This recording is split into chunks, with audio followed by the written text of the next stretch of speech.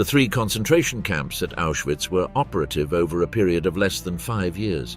Such short time was enough for 1.1 million men, women and children to lose their lives in the worst manners imaginable. Those who were shot to death could consider themselves lucky.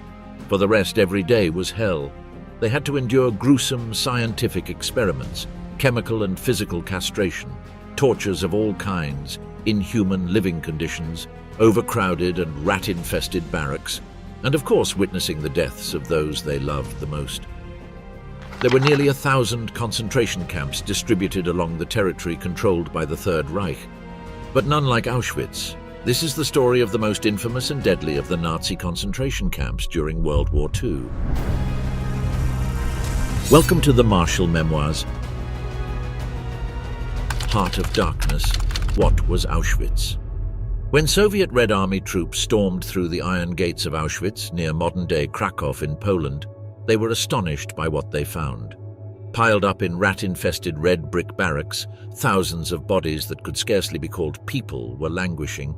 They were dressed in rags, malnourished, cold, sick, and many had horrible marks of torture in their bodies. Most of them were too weak to walk or talk and could not explain exactly what they were doing there. It was a gruesome spectacle, but the true nature of the horrible atrocities that happened inside the camps at Auschwitz would not be fully understood until much later, and maybe some will never be known. What exactly was Auschwitz?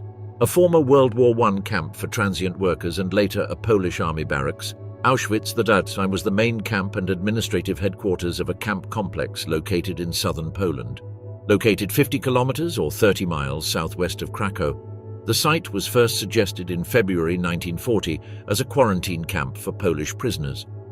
Around 1,000 meters long and 400 meters wide, the compound consisted originally of 22 brick buildings, 8 of them 2-story.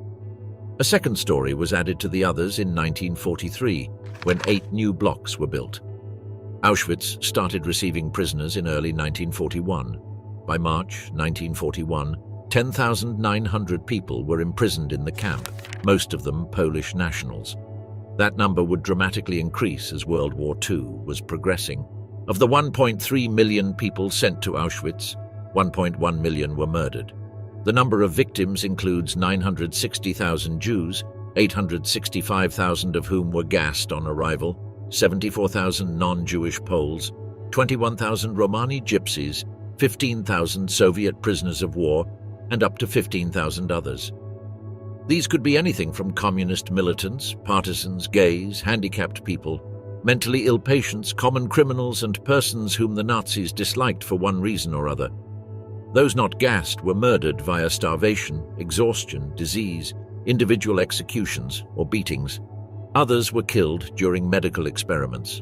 In late 1941, when the final solution had been started by order of Adolf Hitler and the camp commandants needed to exterminate more Jews faster, an entirely new camp was built 3 kilometers away from the existing one on a patch of swampy ground that the Poles called Brzezinka and the Germans called Birkenau. But even though Auschwitz-Birkenau was eventually to become the site of the biggest mass murder of Jews in history, this was not the original reason why it was built. Instead, Birkenau was intended as a camp for prisoners of war. This was the time of Operation Barbarossa, Hitler's unsuccessful attempt at invading his former ally, the Soviet Union.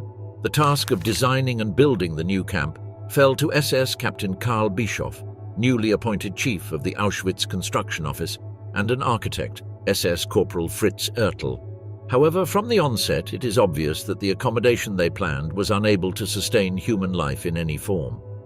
Their initial plan was for one barrack block to contain 550 prisoners, while at Dachau, for instance, one of such blocks could only sustain 200 prisoners. This meant that the prisoners at Auschwitz-Birkenau would be stacked like cordwood in those barracks and thus exposed to inhuman conditions. The SS officers who oversaw the construction of the second camp forced the inmates themselves to build Birkenau.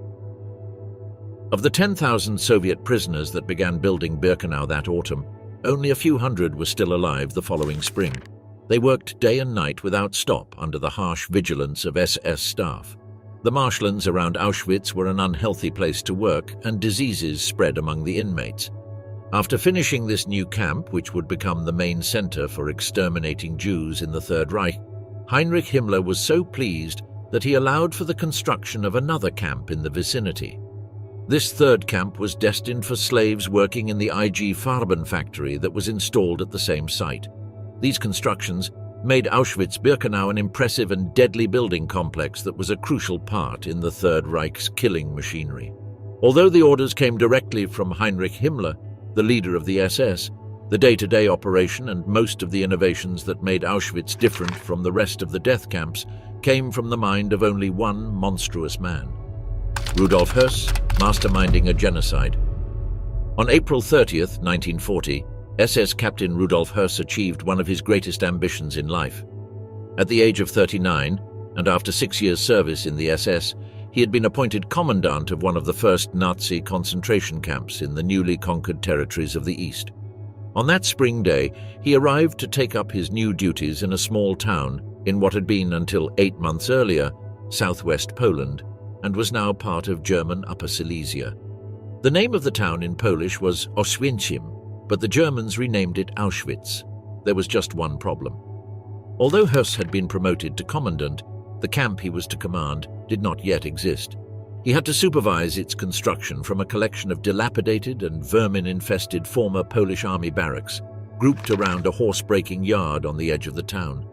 And the surrounding area looked even more depressing. This land was flat and drab, and the climate damp and unhealthy. Nobody could predict at that time that within 5 years that camp would grow to become the site of the largest mass murder in the history of mankind. But Rudolf Hse was determined to make it work. As a SS officer, he was not allowed to question his orders, just to follow them as best as he could. Rudolf Hse did not look like the monster he was. According to American lawyer Whitney Harris, who interrogated him during the Nuremberg trials, he seemed like a normal person, much like a grocery clerk. This was also confirmed by several inmates at Auschwitz, who described him as quiet and controlled, the type of person you walk past every day in the street. This only makes him more terrifying as a figure. He was born in the Black Forest in 1900 to Catholic parents. In his early years, he was affected by the influence of his father. He was very strict and always insisted on obedience. This was helpful to Hse during his service in World War I, where he was one of the youngest non-commissioned officers in the German army. When the war was lost, he felt betrayed by the German government and army and turned to more radical options. He did service in the paramilitary Freikorps in the early 1920s in an attempt to counter the perceived communist threat on the boundaries of Germany. His involvement in violent right-wing actions landed him in jail. In 1923, he assassinated Walter Capo, his former teacher, because Capo had denounced a fellow member of the Freikorps. Hse was sentenced to 10 years in prison, but was released early in 1928. For this, also, he blamed an international world Jewish conspiracy. After his release from prison in 1928, Hse pursued another of the right-wing nationalist beliefs, farming. Hse joined an agricultural community, met the woman who became his wife, and settled down to become a farmer. Then came the moment that changed his life. In June 1934, Heinrich Himmler, Hitler's chief of police, invited Hse to give up farming and become a full-time member of the SS, the elite force that had been originally formed as Hitler's personal bodyguard, and along with other duties, was now running the concentration camps. Hse had joined the Nazi Party in 1922 and knew Himmler for some time. He accepted Himmler's invitation and in November 1934 arrived at Dachau in Bavaria to start his service as a concentration camp guard. In the first years of the Third Reich, the concentration camps were destined for temporary confinement and punishment but were not conceived as death camps yet. Dachau had been inaugurated shortly after Hitler came to power in 1933, and the first prisoners who entered the camp in March 1933 were mostly political opponents of the Nazis. At the time, the existence of concentration camps was normal, and in fact, the Nazis copied the model invented by the British in South Africa during the Boer Wars. Again, nobody could anticipate the extent of the cruelty and barbarism that would unfold in those very camps. Hse, the most cruel commandant of Dachau and Auschwitz. The 3 years that Hse spent at Dachau played a defining role in shaping Hse's character and his career. The regime at Dachau was not only brutal, but it was also specifically designed to break the will of the inmate. There, he channeled the violence and hatred that the Nazis felt towards their enemies into systems and order. Dachau is infamous for the physical sadism practiced there. Whippings and other beatings were commonplace. Prisoners could be murdered in cold blood by guards or other inmates, and their deaths were always recorded as killed while attempting to escape. But still, only a minority of those sent to Dachau died there. The real power of the regime at Dachau did not have to do with physical abuse, but with mental torture. The first innovation at Dachau was that, unlike in a normal prison, the inmate had no clue as to how long his sentence was likely to last.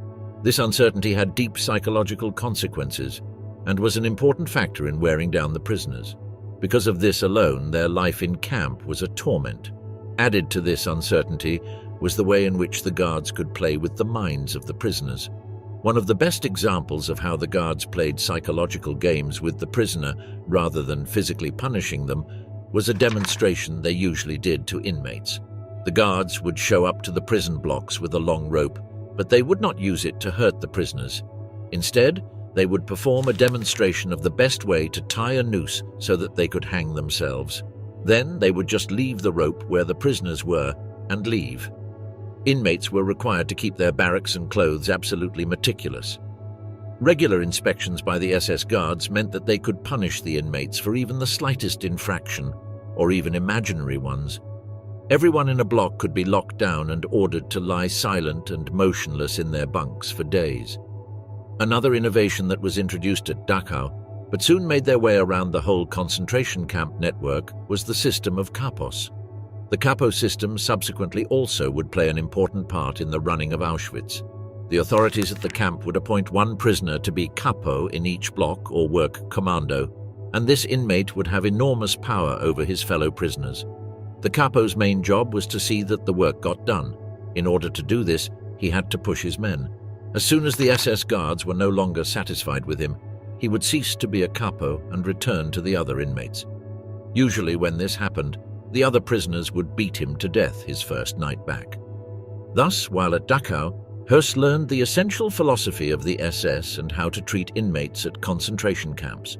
Hse was a model member of the SS and rose rapidly through the ranks at Dachau until, in April 1936, he was made chief assistant to the commandant of the camp. Then, in September 1936, he was promoted to lieutenant and transferred to Sachsenhausen concentration camp, where he remained until his elevation to commandant of the new concentration camp at Auschwitz. He arrived at his new destination in the spring of 1940, profoundly honored by the responsibility that Himmler himself had given him. He now felt ready to take on his biggest challenge, which was to create a model concentration camp within the new Nazi empire. The German army had invaded Poland in 1939, sparking World War II. Shortly before that, in August, Hitler and Stalin had signed a non-aggression pact. So after the outbreak of the war, Poland was divided up between Germany and the Soviet Union. Due to this partition, more than 2 million Polish Jews were left in the Nazi-occupied zone of the country. Their fate was not tied to what the SS and Rudolph Hse decided. First days of Auschwitz, the horrors of Block 11.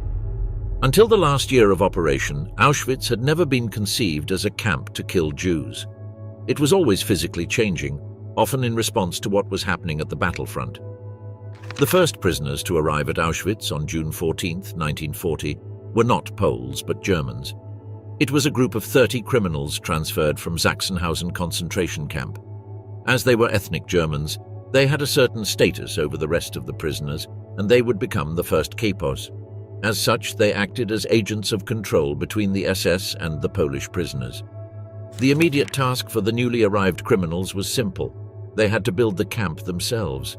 It was very difficult, hard labor, especially since they lacked special tools to do it. There were few cartwheels, so they often had to carry the stones themselves. If they did not do it fast enough, they were beaten. They even lacked the materials needed, but that didn't stop the SS for pushing them. They resorted to a typical Nazi solution: theft. The prisoners were given sledgehammers, and they started demolishing nearby houses that used to belong to Polish families. They took building materials such as bricks, planks, and all kinds of other wood. Auschwitz was, from the Nazi perspective, still something of a backwater in the maelstrom of the brutal reorganization of Poland. But in the autumn of 1940, everything changed. In September, Oswald Pohl, head of the SS Main Administration and Economic Office, inspected the camp and told Hse to increase its capacity. He explained him that the SS would go into business, but this was no usual business. Himmler did not want to form a capitalist enterprise, but more a series of companies that would operate according to Nazi philosophical ideas in the service of the state. The concentration camps would provide raw materials for the new Germany, like the vast quantities of granite that were needed for Hitler's gigantic new Reich Chancellery in Berlin. In pursuit of this goal, after the annexation of Austria in 1938, the SS opened a new concentration camp at Mauthausen, specifically to be near a granite quarry.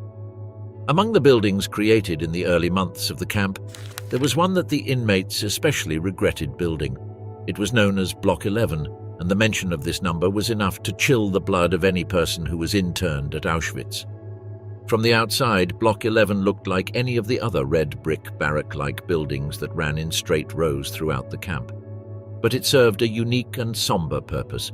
Block 11 was a prison within a prison, a place of torture and murder that made every prisoner scared of even passing by the block.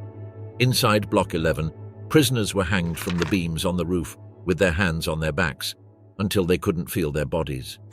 A favorite method of torture, particularly in wintertime, was holding the prisoner's head on the heating stove as a way of extracting testimony. Prisoners would later return to their barracks with blisters and burns all over the face, and some of them lost their sight forever after just one afternoon in Block 11. In the early days, Block 11 was the empire of SS Second Lieutenant Max Grabner, one of the most notorious of the camp personnel. Before joining the SS, Grabner had been a cowherd, but now he had the power of life and death over the prisoners in his block. Every week he would dust out the bunker, meaning that he decided the fate of each of the prisoners in Block 11. Some would be left in their cells, but for others he would write on their penal reports a number. 1 meant a flogging or some other torture. 2 meant immediate execution. Those sentenced to death were first taken to the washrooms on the ground floor of Block 11 and ordered to undress. Once naked, they were taken out of a side door into a secluded courtyard.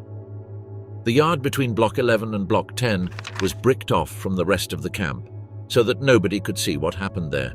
In this courtyard, prisoners were murdered. They were taken to the brick wall that was farther from the block entrance, and a small-caliber gun would be held close against their head by an SS executioner, who then pulled the trigger. What was life like at Auschwitz?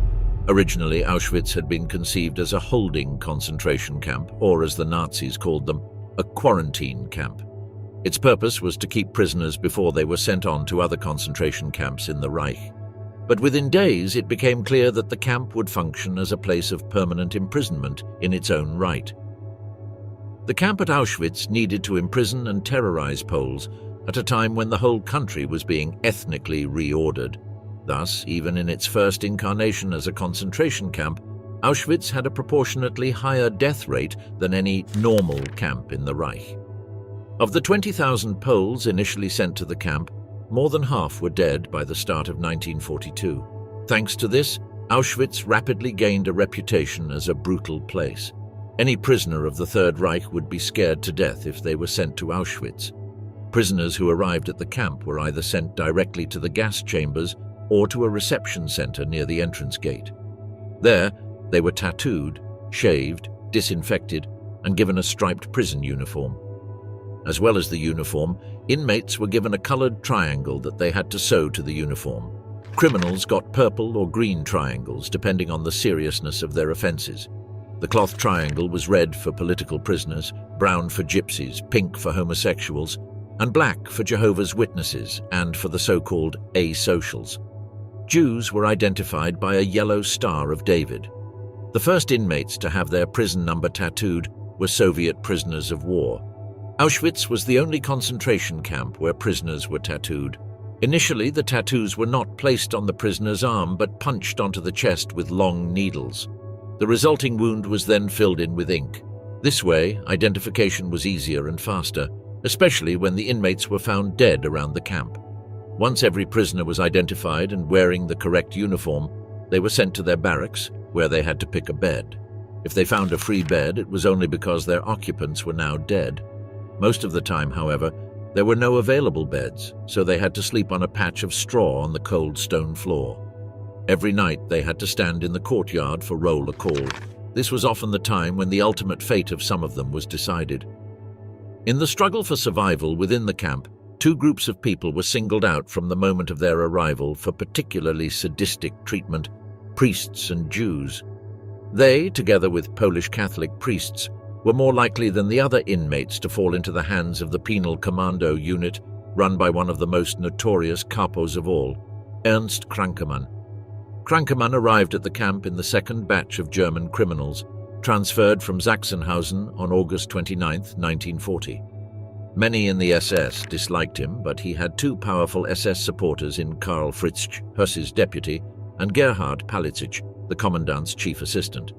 Palitzsch was imprisoned in 1944 for stealing some of the inmates' personal items and for sexually assaulting a female Jewish prisoner, which was codified as racial defilement and was a very serious offense in the Third Reich. Krankemann, the capo, was enormously fat. He would routinely sit on top of the harness of a giant roller that was used for flattening the roll call square in the center of the camp. Because it was a very heavy flat roller, and because most of the inmates were malnourished, around 20 people were needed to pull it. Krankemann had a whip and would hit them so they would pull the roller faster. One evening, one of the inmates collapsed on his knees and could not get up to keep pulling the roller. Then Krankemann ordered the rest of the penal commando to pull the giant roller over their prostrate comrade. The SS actively encouraged this kind of brutality, and they would give prizes to Krankemann and other capos in the form of an additional portion of soup, bread, or cigarettes. Death Inc., IG Farben. While SS officers and the powerful capos did the dirty jobs, businessmen in suits and ties were equally responsible for the brutality that went on in the camps. In May 1941, Dr. Otto Ambros of the giant industrial conglomerate known as IG Farben was looking for a suitable site for a synthetic rubber factory in the east. He was only searching for such a location at all because the war had taken a different course from the one anticipated by the Nazi leadership. Just a year before, Himmler had plans of transporting all the Jews to Africa as soon as the war was over. Nazis thought that they would win in a matter of months. At that time, IG Farben imagined that it was unnecessary to pursue the difficult and expensive process of producing synthetic rubber and fuel. Once the war was over, at the latest in autumn 1940, plenty of raw materials would be available from outside the Reich, including Germany's own new colonies seized from its enemies. But by November 1940, the war was far from over. Churchill had refused to make peace, and the Royal Air Force had repulsed German air attacks during the Battle of Britain. Once again, German planners had to react to the unexpected. Nazis were always driven by a sense of enormous ambition and optimism, leading to problems due to their lack of planning and foresight, or because their enemy is stronger than their own inflated sense of themselves ever acknowledged. At IG Farben, expansion plans that had been shelved because of the expected imminent end of the war were hurriedly dusted off and implemented. Although it was not a nationalized company, IG Farben was nonetheless hugely sympathetic to the needs and desires of the Nazi leadership. The Nazis' 4-year plan had called for a plant of synthetic rubber called Buna to be built in the east. After much discussion, IG Farben agreed to build one in Silesia, the region where Auschwitz was located. Synthetic rubber was produced by taking coal and subjecting it to a process called hydrogenation, which involved passing hydrogen gas over coal at high temperature. Without lime, water, and, crucially, coal no Buna plant could function. A necessary precondition of any site, therefore, was ready access to these essential raw materials. Additionally, IG Farben insisted on there being a developed transport and housing infrastructure in the area surrounding any proposed plant. After poring over maps and plans, Otto Ambros believed he had hit upon a suitable site for IG Farben's new Buna plant about 5 kilometers east of the Auschwitz camp. But the proximity of the concentration camp was not a major factor in the initial decision to locate the Buna factory in the Auschwitz area. This was because IG Farben was more interested in using the incoming ethnic Germans as workers than in relying solely upon slave labor. But again, most German fit workers were being sent to the battlegrounds, and few remained available for working at the factories. That is when Otto Ambros turned his attention to the free labor that was available at Auschwitz. This interest from IG Farben transformed Auschwitz from a minor camp within the SS system into potentially one of its most important components. After visiting Auschwitz in 1941, Himmler breezily announced that the camp would no longer contain 10,000 inmates, but be expanded to hold 30,000. When Hse protested due to lack of materials, Himmler negotiated that if IG Farben helped building barracks and providing materials, Auschwitz would be able to provide workers. But IG Farben did a lot more than provide materials and help building barracks. As we will see next, they were also the producers of Zyklon B, a deadly gas that was used to make entire contingents of prisoners disappear in minutes. Between 1942 and 1945, Zyklon B was responsible for the death of over 1 million people in Europe, not only in Auschwitz, but in other camps such as Majdanek. For this reason, in 1947, the American government imprisoned 9 of IG Farben's directors, including Otto Ambros, on counts of war crimes. The final solution at Auschwitz. Although the ultimate decision came directly from him, Hitler was careful enough to not leave a paper trail relating him to the extermination of Jews. Most of his orders were issued personally to his most important acolytes. In December 1941, on a closed-doors encounter with Heinrich Himmler, he gave the order to exterminate all the Jews by any means necessary. This way, Hitler was careful to use Himmler as a buffer between himself and the implementation of the final solution. Hitler knew the scale of the crime the Nazis were contemplating, and he did not want any document linking him to it. The so-called final solution was simply a plan for the biggest mass murder in the history of mankind, but it was not the first solution proposed. Not long before, in 1940, Heinrich Himmler himself had written an article claiming that mass murdering a people was fundamentally un-German. Instead, they wanted the Jews deported to a place as far from the Third Reich as possible. In 1940, it was proposed that the African island of Madagascar could be such a place. So why did they implement this mass extermination? It all had to do with the outcome of the war effort. The backlash of the war against the Soviet Union, begun in June of that year, precipitated the most radical solution to the Nazis' so-called Jewish problem, the destruction of Soviet Jewry by the shooting of men, women, and children. But to begin with, the Jews of Western Europe and the German Reich remained relatively untouched by this slaughter. The idea of transporting the Jews to Africa was soon abandoned, and early in 1941, Hitler had ordered Reinhard Heydrich to prepare a scheme to deport the Jews somewhere within German control. The war with the Soviet Union was expected to last only a few weeks and be over before the onset of the Russian winter, so it was reasonable, Heydrich and Hitler thought, to plan for the Jews to be pushed further east that autumn. As all the leading Nazis focused their attention on the war against the Soviet Union, the decision to kill the women and children in the east was seen as the practical way of solving an immediate and specific problem. Nonetheless, this particular solution would in turn create further problems, and as a result, new killing methods would be devised which would enable Jews and others to be murdered on an even greater scale. One of the problems was that the SS officers often felt uncomfortable shooting women and children at point-blank range. As a result of their protests and what he had personally witnessed, Himmler ordered a search for a method of killing that caused fewer psychological problems for his men. Incredibly, one of the first methods the Nazis tried in an attempt to improve the killing process in the Soviet Union was to blow his victims up. Several mentally ill patients were put in a bunker along with packets of explosives. They soon learned from this gruesome experiment that murdering by explosion was clearly not the way forward they were looking for. The adult euthanasia program had successfully used bottled carbon monoxide as a killing method, but it was impractical to transport large numbers of such canisters thousands of kilometers. The answer came during the summer of 1941, as Rudolph Hse learned that there was a gas being used to kill bugs in the vicinity of Auschwitz, called Zyklon B. Hse reasoned that if Zyklon B could be used to kill lice, why could it not be used to kill human pests? And because Block 11 was already the place of execution within the camp and its basement could be sealed, it was the most natural place to conduct an experiment. Not only that, with the newly created IG Farben production plant being built 5 kilometers away from Auschwitz, he could get all the gas he could want almost instantly. Thus he set out to carry out Hitler's orders. Horrors beyond comprehension, the gas chambers. Gas chambers were already being used before Zyklon B was utilized in the final solution. Initially, chemical injections were used to murder the disabled, but later bottled carbon monoxide became the preferred method. Gas chambers, designed to look like shower rooms, were built in special killing centers. These were mostly located in former mental hospitals. Between October 1939 and May 1940, about 10,000 mental patients were killed in West Prussia and the Warthegau, many by the use of a new technique which consisted on a gas chamber on wheels.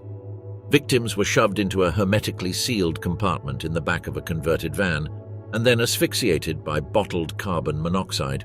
Significantly, after killing whole families, the Nazis gave their houses to incoming ethnic Germans in an effort to repopulate the area with the superior race. At the start of 1941, the adult euthanasia campaign was extended to concentration camps as part of a plan known as Action 14F13, and the program reached Auschwitz on July 28th.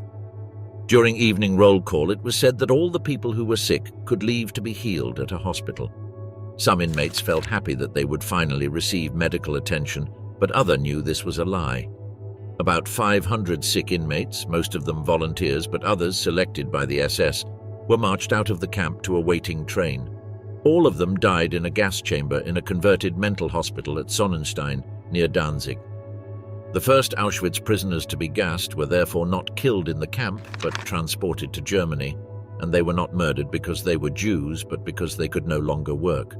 Soon, this method of transporting the prisoners over long distances to be murdered was considered inefficient by the SS officers at Auschwitz. They started building hermetically sealed rooms that resembled showers at the camp. The use of Zyklon B alleviated the process of murder. No longer would the killers have to look into the eyes of their victims as they murdered them. Rudolph Hse was very pleased with this method of killing, as he believed that it was much better for the morale of his SS crew. The first gas chamber at Auschwitz-Birkenau was operational by March 1942. On or around the 20th of March, a transport of Polish Jews sent by the Gestapo from Silesia was taken straight from the Auschwitz freight station to the Birkenau gas chamber, then buried in a nearby meadow.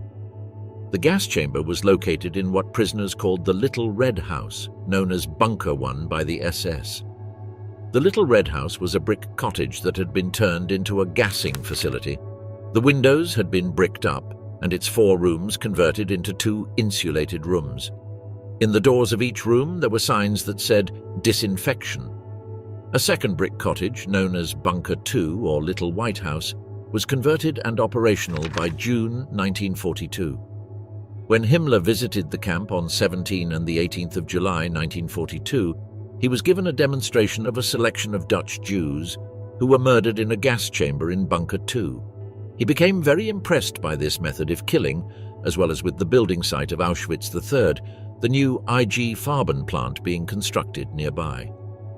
Use of Bunkers I and II stopped in spring 1943 when the new crematoria were built, with a larger capacity, although Bunker II became operational again in May 1944 for the murder of the Hungarian Jews. Bunker I was demolished in 1943 and Bunker II in November 1944. The large crematorium at Auschwitz-Birkenau were built in October 1941, in addition to planning a new POW camp at Birkenau. The crematorium was specifically designed with a sophisticated ventilation system that forced out old air and pushed in fresh air. This means that it was designed with 2 purposes, not only cremating the bodies of those deceased at the camp, but also working as a gas chamber. In January 1945, just when the Soviet Red Army was about to reach the camp, the Nazis used dynamite to blow up the crematoria and the little houses, in an effort to keep their crimes hidden from the rest of the world. Josef Mengele, the Angel of Death. One of the most horrifying things that happened in Auschwitz are the experiments performed on living human beings. And more than any other individual, Dr. Josef Mengele has become synonymous with Auschwitz. The reason is a combination of character and circumstance.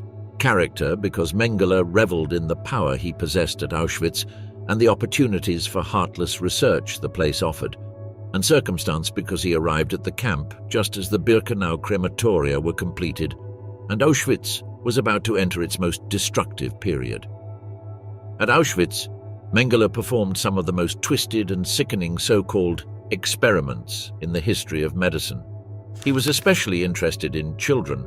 Some of them liked him because he brought chocolate, a delicatessen that not many could enjoy in the concentration camps. Some survivors have testified that the children at the camp usually called Mengele uncle. But of course Mengele behaved in this way for a reason. These children were nothing to him but the raw material for his experiments. One of Mengele's chief areas of interest was the study of twins, as he had previously specialized in the field of hereditary biology. The rumor at the camp was that he was trying to understand the exact circumstances in which multiple births occur, and therefore wanted to undertake research that might eventually allow women in the Reich to have more children more quickly. This, however, was never confirmed by Mengele himself. Twin children were little more than guinea pigs to Mengele. Whenever he received news that twin children had been brought to the camp, he asked that nobody touch them except himself. Of course, with such horrible living conditions as they existed in the camp, many of them died without need for the SS to intervene. In these cases, when one twin died, the surviving one would be brought immediately to Mengele's lab, where he would kill them with an injection to the heart. After that, he could perform the comparative autopsies and write down the results. In his writings, he never acknowledged that the death of the second twin was his doing, but rather claimed that he was lucky that the two children happened to die at the same moment. Mengele was allowed to do whatever he liked to human beings in the camp. There was no restriction on the scope or extent of what he called his medical experiments. His power to torture and murder in pursuit of his own sadistic curiosity was endless. He experimented not just on twins, but also on dwarves and inmates with the form of gangrene of the face known as noma, which was common in the gypsy camp in Birkenau because of the appalling conditions in which they were held. Most of his test subjects would either die during the experiments or end up horribly disfigured or wounded. Surprisingly, Mengele was highly regarded before Auschwitz and was actually a war hero. He had demonstrated bravery fighting in the East, rescuing 2 soldiers from a blazing tank, and before that, he had led a relatively unexceptional life in the medical profession after studying at Frankfurt University. It was the circumstances of Auschwitz that brought forth the Mengele the world was to know. Nobody who knew him before the war could predict the monster in which he would become. In the Nuremberg trials, his name came up often, and that is when his nickname of the Angel of Death became known to the whole world. However, by that time he was long missing. When the war ended in 1945, many Nazi officials and scientists fled to America, some to Argentina, some to Brazil. Josef Mengele was eager to continue his genetic experiments in the New World, and southern Brazil was the perfect place to do so. As it was secluded, there was no extradition treaty between Brazil and Germany, and there were already numerous Germans who were established in the area since the 1930s. Not much is known about his days in Brazil, other than he died in or around 1976. Auschwitz workers, unspeakable monsters or just following orders. Unlike Mengele, Rudolph Hse remained in Poland and was captured by the Allied armies. On April 7, 1946, Hse was questioned during the Nuremberg trials by the American psychologist Dr. Gustav Gilbert. Dr. Gilbert asked him if he never refused an order that was given to him, to which Hse replied that as a SS official, and because of their entire training, the thought of refusing an order just didn't enter one's head, regardless of what kind of order it was. He claimed that he was forced to obey orders no matter what happened. But the truth is that Hse was far from an automaton. He did not just follow orders, but went above and beyond in his tasks, especially when it came to exterminating prisoners. During the last 6 months of 1941 and the first 6 months of 1942, Hse was at his most innovative, not just following orders but using his own initiative to help increase the killing capacity of Auschwitz. It was at this point that he discovered what Zyklon B could possibly do and started to adapt the Little Red House and the Little White House in order to kill more people more quickly. According to historian Lawrence Rees, who interviewed a large number of Nazi war criminals, they were never sorry for what they did. The easy course for them would be to hide behind the excuse that they were acting under orders or that they had been brainwashed by propaganda, but he found out that most of them acted exclusively under their own internal conviction and did not feel the need for making excuses. At the time, they personally believed it was right to shoot Jews. The surviving evidence shows that these cases were common.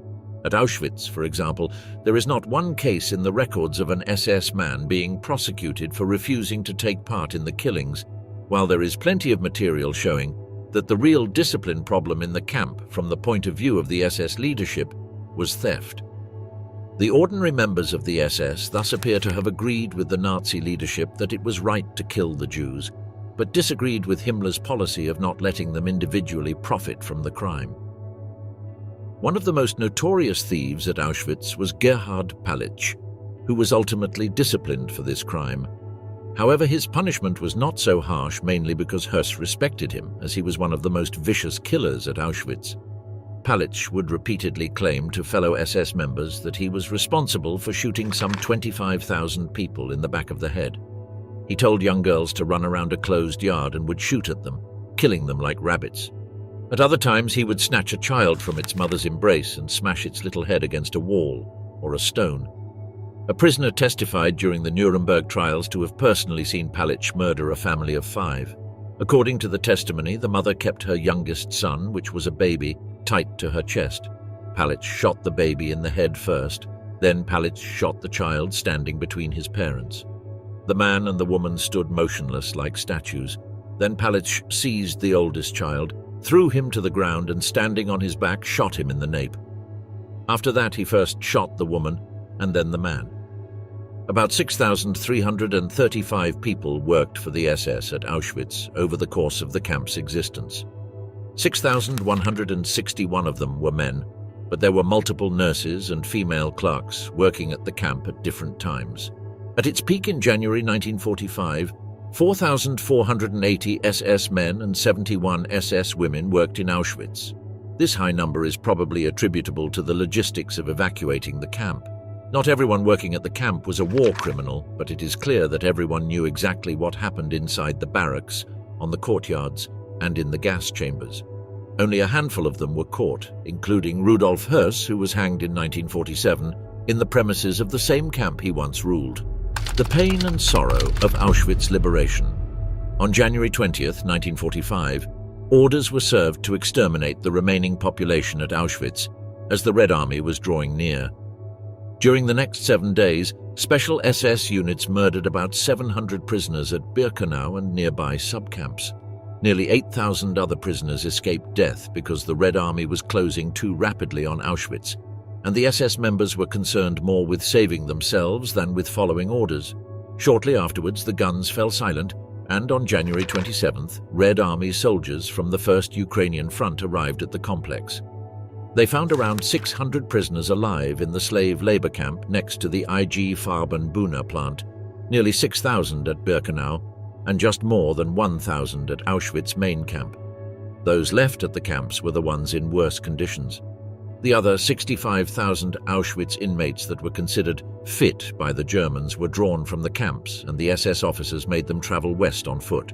These next few weeks would be remembered by many of the prisoners who were forced to take part in the evacuation as the worst experience they suffered while in captivity. It was worse than the constant selections, worse than the starvation diet in the camps, worse than the disease-ridden, freezing huts they lived in.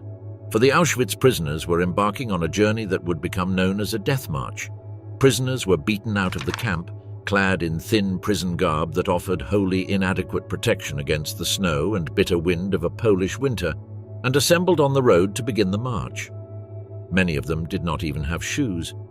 The Russian soldiers who reached Auschwitz in January 1945 had seen several horrible things during battle. Even then, they were still shocked by the Nazis' treatment of prisoners at Auschwitz. The Soviet soldiers described what they found in those dirty barracks as living skeletons. They were even afraid to touch them, thinking they could kill them by mistake. Witnesses claim that despite having read in various leaflets about the Nazis' treatment of Jews, No amount of reading could ever prepare them for the sight of those poor men, women, and children. As soon as they arrived, the liberating forces, assisted by the Polish Red Cross, tried to help survivors by organizing medical care and food. Red Army hospitals cared for 4,500 survivors. There were also efforts to document the camp as photographs and films were made. This was a difficult task, as most of the survivors were too weak to be moved and had to be treated at the spot. As late as June 1945, there were still 300 survivors at the camp undergoing medical treatment. Meanwhile, tens of thousands of prisoners were walking towards Dachau and Loslau under the worst conditions imaginable. This was the largest and the most notorious of the death marches. On January 12th, the Soviet army began its final offensive, crossing the Oder River into occupied Poland. They were so close to Auschwitz that artillery fire could be heard from the camps. By January 17th, orders were given to vacate the Auschwitz concentration camp and its sub-camps. The 65,000 prisoners vacated out of the Auschwitz camps were forced to march 63 kilometers or 29 miles west to a train depot in the region of Loslau. Temperatures of 20 degrees C or 4 degrees F and lower were recorded at the time of these marches. Some residents of Upper Silesia tried to help the marching prisoners. During the marches, some of the prisoners themselves managed to separate from the group and ran to freedom, but many who tried this were shot on the back. At least 3,000 prisoners died before reaching Gleiwitz. It is calculated that in total, between 9,000 and 15,000 prisoners died on death marches out of Auschwitz's camps, and those who did survive were then put on freight trains and shipped to other camps deeper in German-held territory. They would have to endure a few more months of suffering until the last death camps were liberated in April 1945. The anniversary of the date of the liberation of Auschwitz is recognized by the United Nations and the European Union as International Holocaust Remembrance Day. Memorials are held every year on the 27th of January since 2005, when the General Assembly of the United Nations approved the date. As notable writer and Auschwitz survivor Primo Levi claimed, the true horrors of Auschwitz will never be fully known. This is because those who suffered them could not survive. The punishment those who did live to tell of their experiences at Auschwitz suffered were light in comparison, as they sometimes collaborated with the SS.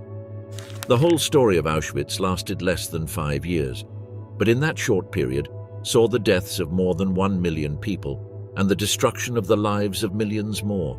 Telling this story is our way of remembering the lives lost, and it is intended as an homage to the innocent victims of a criminal regime. Their sacrifice will never be forgotten,